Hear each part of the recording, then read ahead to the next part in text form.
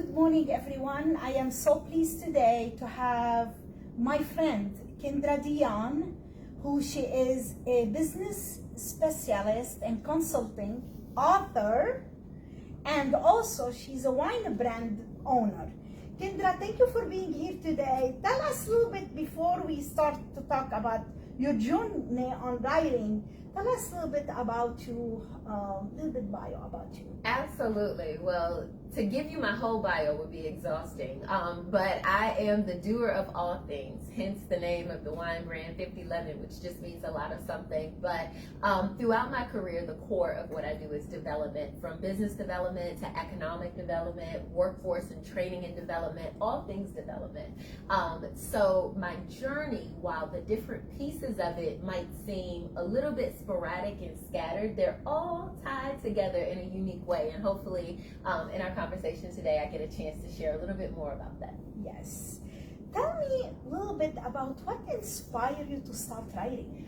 Serving businesses.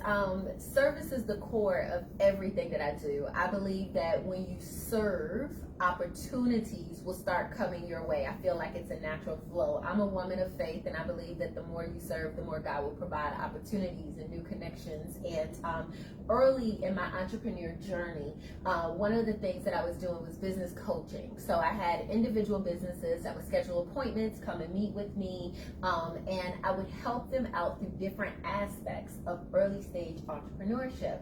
One thing that I found most businesses had in common was this emotional ball that they would go in. And I use a ball as the analogy because it's like a cycle or a circle. It starts with excitement and then panic and then fear, even guilt and shame goes into the early stage of entrepreneurship. And then you get ready to cut your ribbon for the first time. And when you cut that ribbon, there's this overwhelming sense of pride. But as you know, as a business owner, when things get tough in your business, you start to feel like, am I a burden on my family, my community? Am I a burden on myself? Did I make a mistake? Should I have just kept the 9-to-5 job, or should I have done this?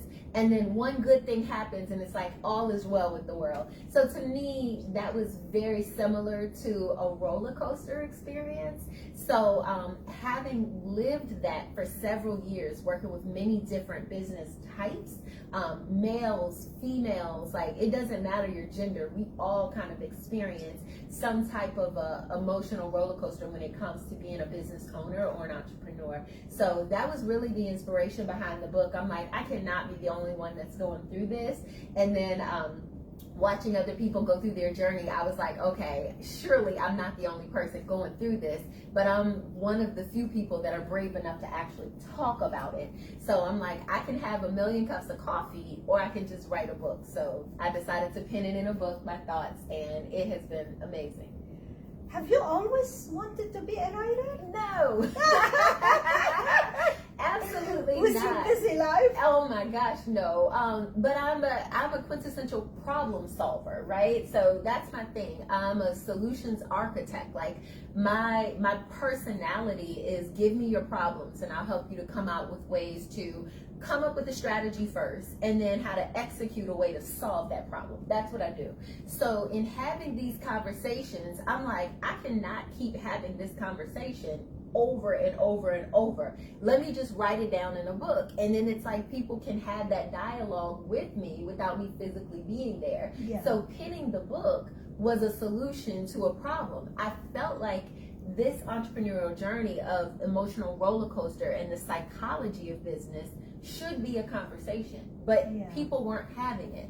So I felt like if I put that book in front of people, it would be a series of conversation starters, but I don't always have to be in the conversation. So honestly, that book was a solution to a problem that I saw. Enough people were not talking about it. So I just rolled up my sleeves and I was like, hold my beer, let's get her done. And I wrote the book. And how did you come up by the title? it was, so in the book, in the beginning of the book, you'll hear me share a story about my upbringing. I grew up in Richmond, Virginia, and like most cities, if you live in a major metropolitan area, there's usually like a mall or a movie theater or somewhere where the young people like to go and gather. For us in the city of Richmond at that time, it was two places, if you weren't at the mall, that everybody wanted to hang out. And that was the State Fair, which happened in Richmond at the time. It's since moved, or King's Dominion. That was where you went, that was where you hung out, that was where you had fun. And I remember going to King's Dominion. My favorite thing to do was ride that roller coaster. And it was like this amount of peer pressure. You know, everyone's like, yeah, girl, you can do it, do it, do it. And you feel this urge to give in to the peer pressure for what could be the thrill of your life. And so I remember that feeling. I remember the feeling walking up to the ride, getting in line, thinking this is going to be great. And then you get to the part where they line you up like cows in a stall, you know, and you pick your lane. And it's like, oh crap, what did I do? Why did I sign up for this? Like, get me out of here. But you don't want to look like a punk. You don't want to like panic in that moment. So you get in the seatbelt, you buckle it, you hear the chains pulling the ride up, climbing that hill on the roller coaster. And then it's just like all chaos. Like you are going, there's no sense of control. Like everything you thought was going to go, like you think it's going to go left, it goes right. You think it's going to go backwards, it flips upside down. And it was like those memories of early adolescence reminded me so much of what it felt like to be an entrepreneur in this day and age. And I was just like, yeah, that similarity, like I can't miss that moment. So that was the only way that I could come up with to describe what it truly felt like to be an entrepreneur. It feels like the journey of a roller coaster. Wow. What is like most surprising things you remember when you were at the moment you're writing this book? Ooh. Like in your mind, something that come up and it was like, oh wow, you know, this is great. Or, can you share with us? Absolutely. The process of writing the book. I had no shortage of words. Like I knew exactly what I wanted to say. It was the process of writing the book that was the most memorable, the most frustrating, and the most rewarding for me. I distinctly remember, never in my life did I ever self-diagnose with like ADD, ADHD, or OCD, right? Wow. But when I started writing this book, I was like, I think I have all of them at the same time, and they're all competing for this one time slot. Because it was like, what do you write first? Do you write chapter 1? Or do you write the last chapter of the book? Like, where do you start? Because a lot of times in writing, it's just like doing a report for a nonprofit board. You think about or your business plan. You think about the executive summary. And the executive summary captures all the pieces of what the document entails up front so people can kind of get a preview of what's to come. So if you're writing a book and you write the chapter first, how can you give a preview of what's to come if it hasn't been written yet? So I'm like, so where do I start? Like, so that became frustrating. Then I started looking at the process of writing because I had all of these ideas. And once you get into that, the artist's flow or the author's flow of writing, you don't want to break your flow because sometimes you'll have writer's block.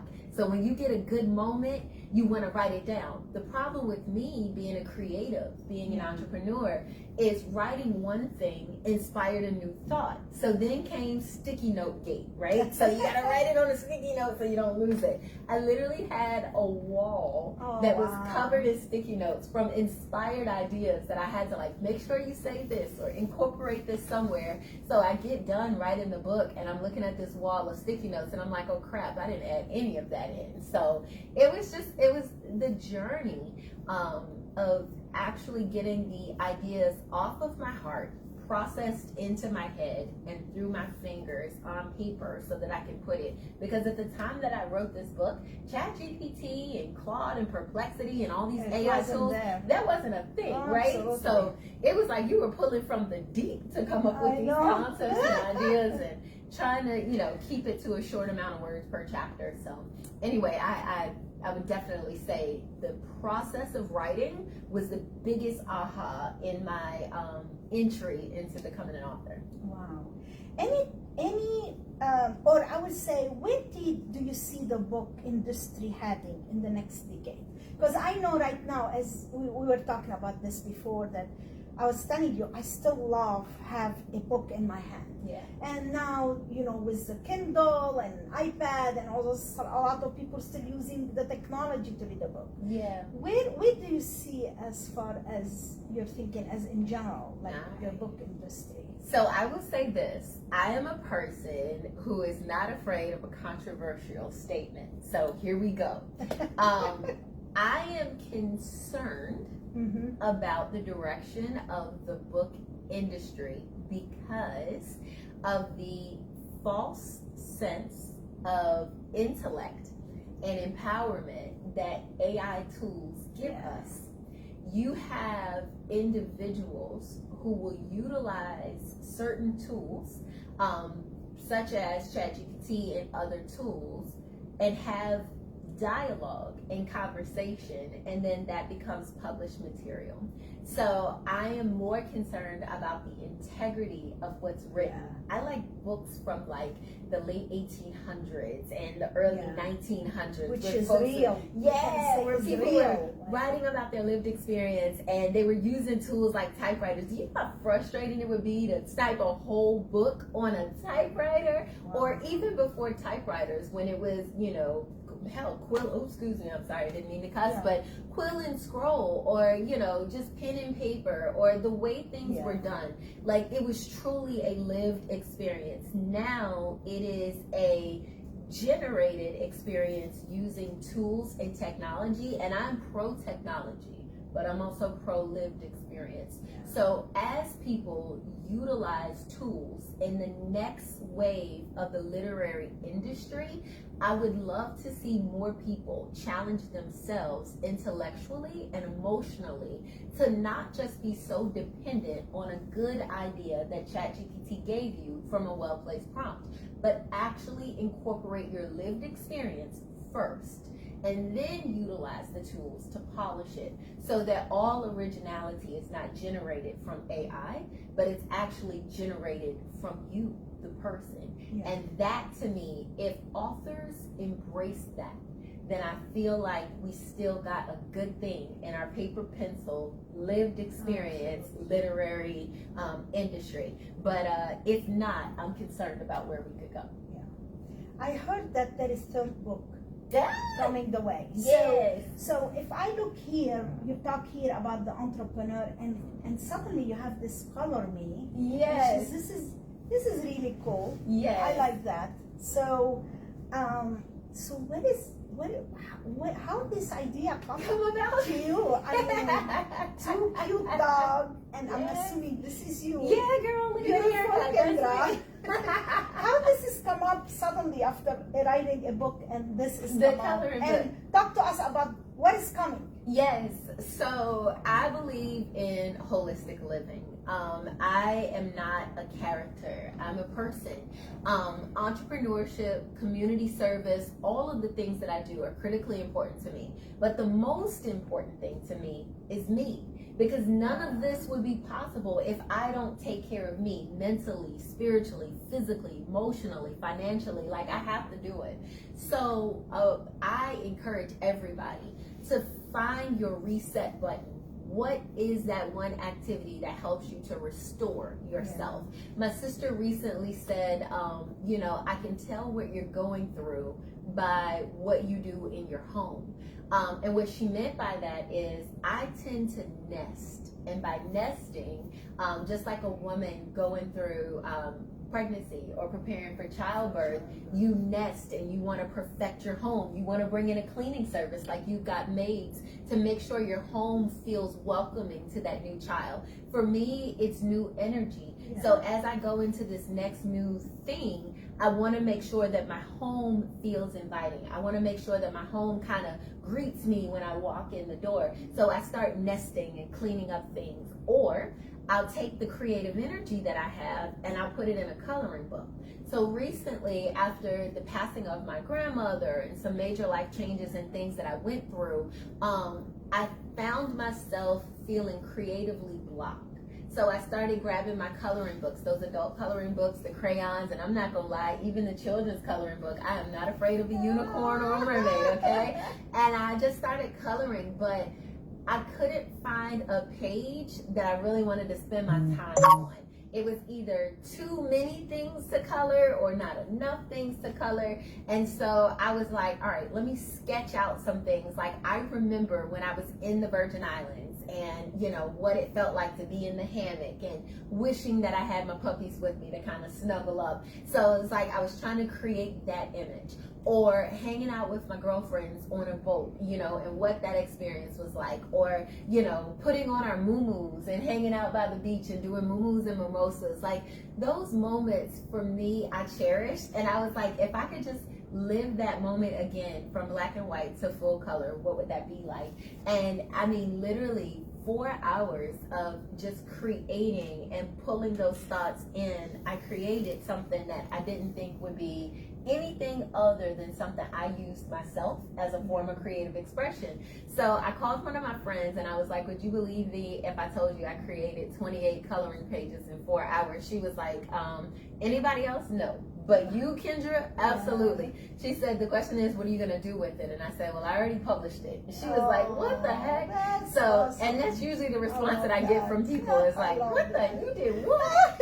So, and here we are, Color Me Unbothered, because that is where I was at. It was just like, what I was feeling in the moment was unbothered. I didn't want to be bothered with politics or people or anything. I just wanted a mental and emotional reset. I wanted to make sun tea like my grandma made, where the mason jar and the tea bags and some things from her garden sitting out on the porch, and just really get those soft vibes going. So that was the book, and that's what I created.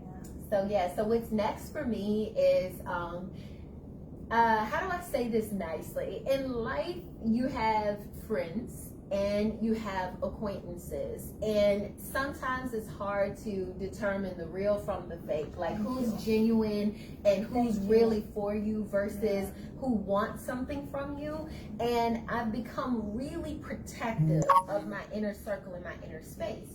I do meet a lot of people that will say things like, I really want to spend some time with you. And I'm like, is this a pick your brain session where I need to send you an invoice? Or do you really want to get to know me, the person? So I decided that I wanted to write a book from the perspective of, if you were my real friend, these are the things that I want you to know about me as a person. Don't make assumptions. Don't look at what you see on the magazines or the TV or what you read in the article. But if you really want to get to know me, this book will allow you to get insight into my soul. And if you can't handle all that I come with, then maybe I'm not for you. Maybe I am not your glass of wine or your cup of tea. And that's okay. But I feel like there's too many people who have a stage, whether it's a big stage or a small stage, that are not genuine, that are not authentic, and they're not telling their truth or living in their truth.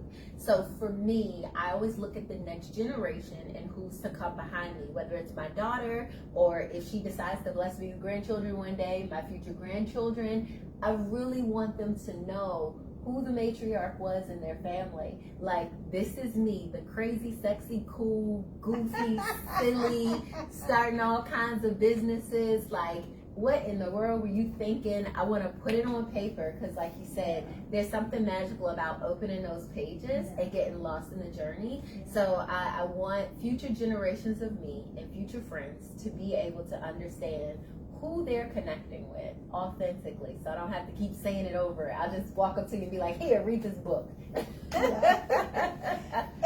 I know this is going to be, I know already, kind of like the answer, because it's going to be, any favorite books you read or you are currently reading, you suggest to read? Earlier you heard me mention that I am a self-professed solutions architect. No disrespect to the actual industry in tech, but I like solving problems. Yeah. One of the greatest and simplest books that I've ever read was a book called Acres of Diamonds. It is like a little pocketbook. It's like a little teeny tiny pamphlet. It's so small, but it is so poignant. And that book was written by Russell Cromwell, and he is the founder of Temple University. And the premise of that book is you don't need anything new. You have to pay attention to what's around you, because everything you need to be successful in this life or another is already in your backyard. You already have it. And it didn't take a lot of pages. It didn't need to be a novel or a set of books.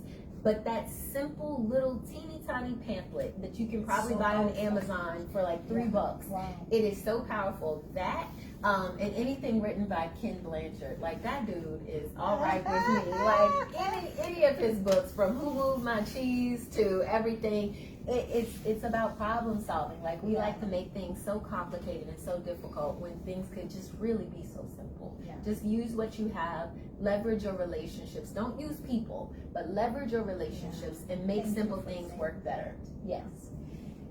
Kindra, tell me a little bit. I know this is going to be before, because I'm curious to know about a little bit about your wine too. I love this logo here and everything. What bothers Kindra? Ooh. We don't have enough time or tape for what bothers Kindra. Oh my gosh, what bothers me? Ooh. Simplest way that I can say what bothers me is people treating people badly. That's what bothers me.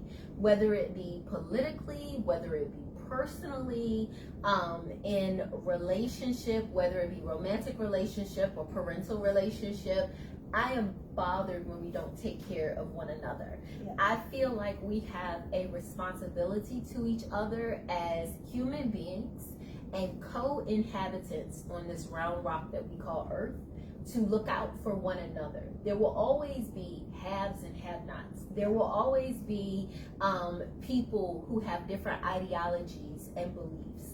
And that is what makes us inherently unique. But I am so bothered when people mistreat others, do not recognize the uniqueness, that we are not all the same, that we're all different, and we come with something beautiful if you would just take the time to understand how our differences make us unique. And I think that is one of my driving forces. That is one of the reasons why I'm so passionate about programs like Leadership Loudon. I always start Leadership Loudon with what I call a hot moment, and hot for me is honest, open, and transparent. And my hot moment is, I don't care who's in office or who you voted for. I'm one of the most politically agnostic individuals that you will meet. I am the most conservative, liberal, conservative, neutral, Green Party person. Because for me, the core of everything, the centrifuge of life is people. And when you treat people well, no matter what their viewpoints, no matter what they believe, no matter their ideology, and recognize that we all belong. Yes. We all belong. Thank you. It doesn't matter. I love the word belong. Where I come from, it doesn't matter who I love or how I vote. We all belong here. There is no one person or one group who has more belonging than another. We all belong. We're here for a reason. We were chosen for a divine purpose, and that purpose is bigger than anything that any of us can comprehend. So how dare we try to make someone feel less than or like they don't belong because of our own personal beliefs and ideologies. I don't care where they came from. So again, I'm gonna get off my soapbox, because girl, we're gonna need more wine for that. I love the word belong. But that's what bothers me. When people treat other people badly, that bothers me.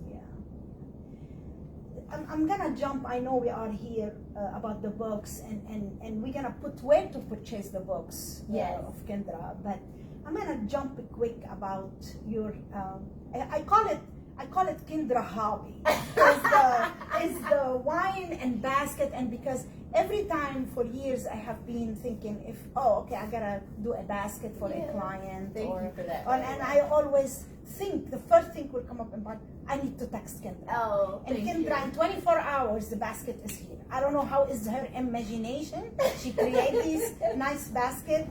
Tell us, it has been a long time, your journey. Tell us a little bit about 5011. Yes. So 5011 is a labor of love. It is a project that came about during a time where I was deepening my professional friendship with a beloved member of this community, Doug Fabioli.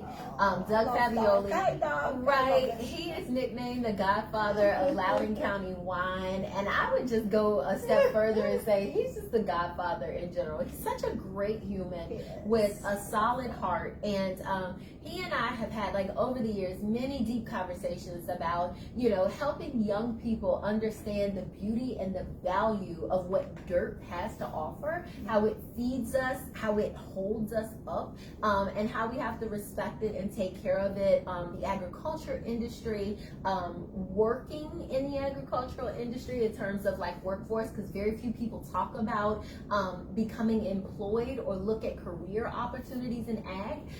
So we've just had so many deep conversations about stuff like that, and it always comes with a glass of wine, right?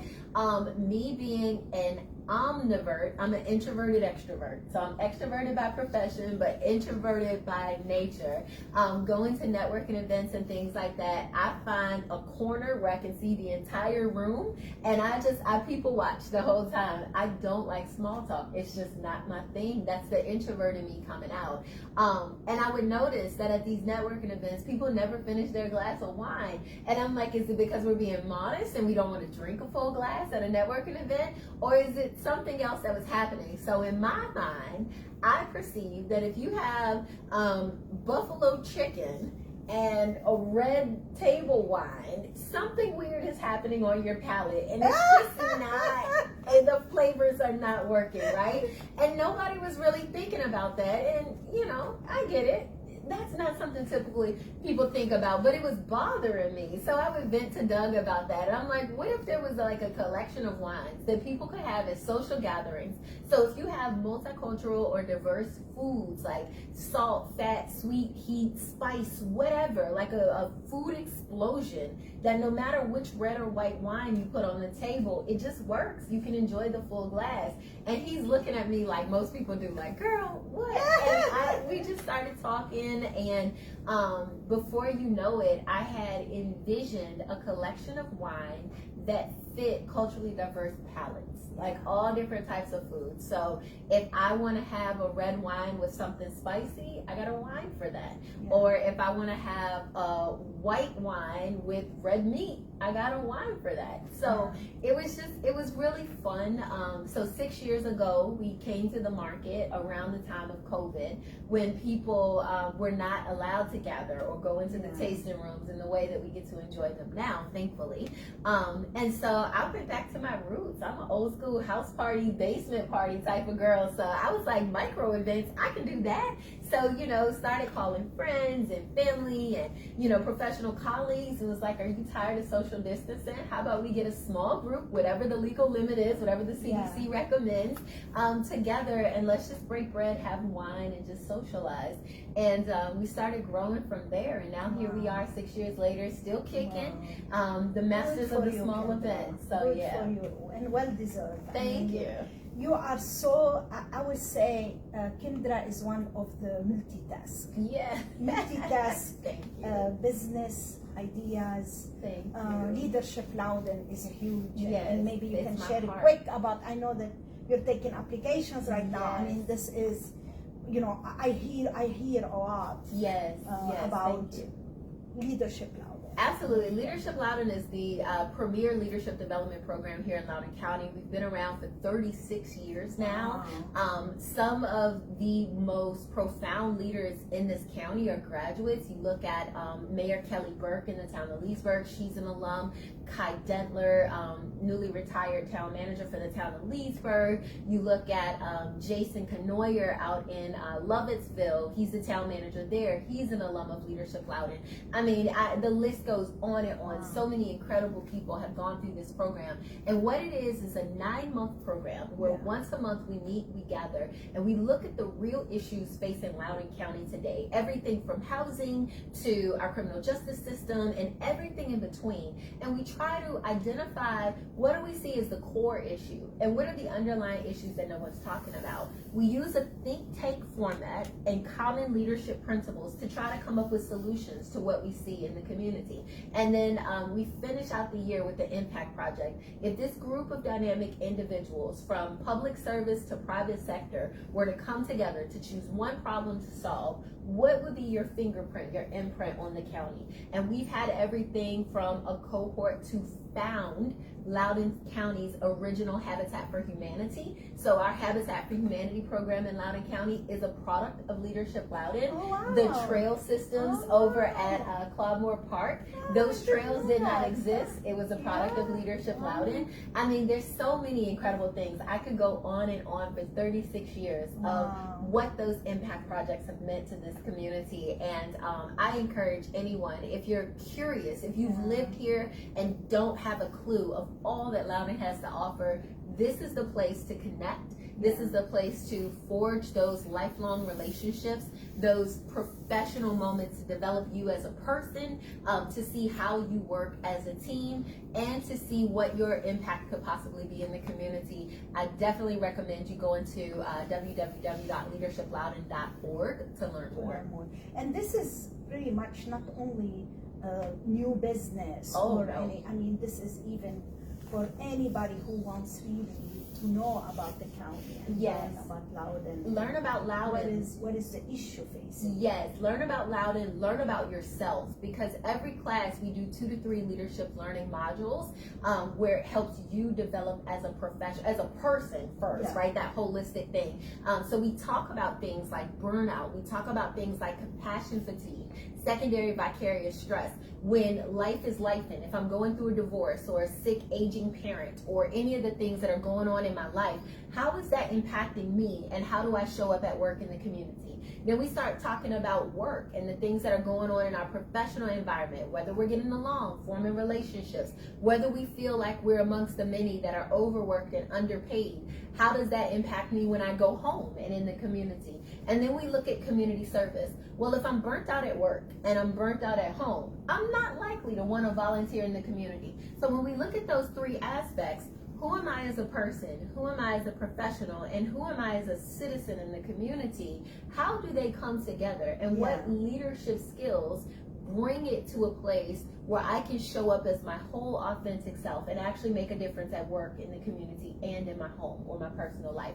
So I love that about Leadership Loudon. Then you add a think tank conversation and an emotionally safe environment where people can be transparent and share their truth. Like if you're not happy, it's a safe place to say you're not happy. Now we don't take whiners or venters, but we will give you a safe place to be honest, open, and transparent about what it is that you're going through so that we can understand you better. We don't want to solve anybody's problems. We just seek to understand. And I think that it's a great space where people can do that.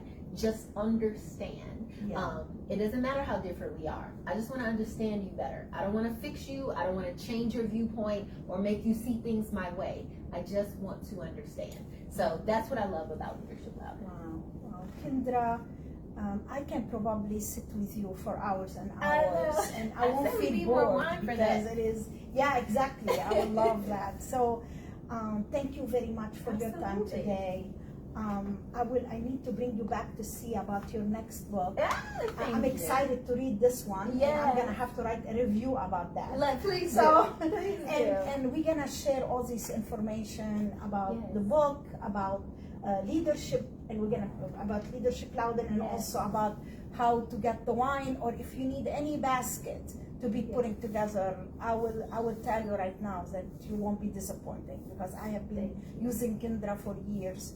And it's so pleasure to work with her too, because you just, like you said, you're humble and bubbly. So I agree on that. Thank you so much. Thank you for your time, Kindra, today. And I want to say, and good luck. Good luck also to all the thing you're doing. I mean, you are busy. I mean, you're really, really busy. Thank you so much. I want to say thank you to Natasha, because Natasha is one of our community's unsung heroes. There is not a nonprofit or a charitable event where I don't see this amazing logo you got made. So you may not see Natasha all the time, but you definitely see the work that her and her company do in the community, and a lot of programs and projects, from laws to mobile hope to everything. Like, we see you, girl. We see you out there, and it takes a village to change a community. Thank you for being a part of our village. Thank you. And I'm not alone. Yes. This is all behind me. Great team and great staff. And I won't be here where I am without them. I always say that. Absolutely. You probably know that. Listen, you're always bragging about your people. So Yeah. yes, I get it. Thank you, Kindra, for your time. Love you much, Thank you.